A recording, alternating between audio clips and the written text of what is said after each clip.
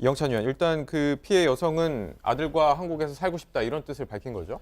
네, 이제 베트남 언론에 의하면 이제 베트남 대사가 이제 본인의 어떤 쉬고 있는 곳에 찾아왔었는데요. 이제 이 베트남 대사관 관계자에게 밝히길 남편과 이혼한 뒤 아이 양육권을 본인이 갖고 한국에서 합법적으로 살고 싶다는 의견을 밝혔다고 합니다. 동시에 이제 아이의 미래를 위해 남편과 함께 살려고 한국에 왔는데 예기치 않은 일이 벌어진 만큼 지금 이 힘든 시간을 이겨내기 위해서 베트남에 있는 어머니를 한국으로 초청하고 싶다고 역시 밝혔습니다. 한편 이제 경찰은 아무래도 이 베트남 이주 여성분이 좀 많이 상처를 받고 있는 상황이기 때문에 아무래도 수사를 추가적으로 진행하기는 어렵다고 판단한 듯합니다. 네, 그래서 보다 물증 확보에 주력하고 있는 모습이고요. 그래서 이제 실제로 폭행 사건이 벌어진 그 자택에서 지금 현재 수사를 진행하고 있다고 합니다. 김남국 의원, 네. 지금 이 여성과 이 아들은 지금 우리나라에 계속 머물 수 있는 자격이 있는 겁니까?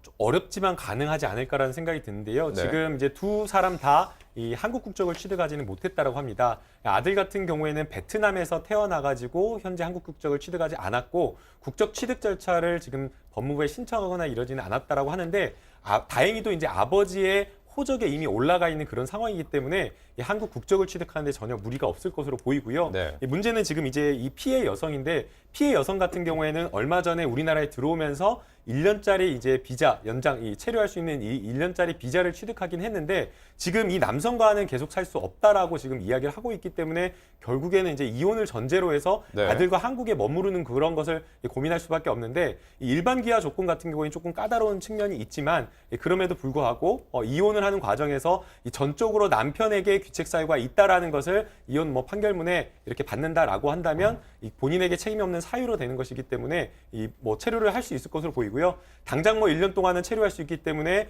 비자 연장이라든가 귀화하는 이런 부분에 대한 어떤 조건이 중요할 것인데 법무부에서 조금 인도적인 차원에서 접근을 해서 피해 여성이 한국 남성에게 이런 가해를 당했는데도 불구하고 아들과 함께 한국에서 살고 싶다라고 이야기하는 이 마음을 조금 받아들여서 조금 더 조건이나 이런 것들을 완화해서 심사를 해주는 게 좀 필요하다고 봅니다. 결국 이 여성이 우리나라에 계속 머물 수 있을지 아닐지는 이혼할 경우에 이 이혼의 사유가 누구한테 있는지를 좀 명확히 밝혀내는 점이 문제가 될 텐데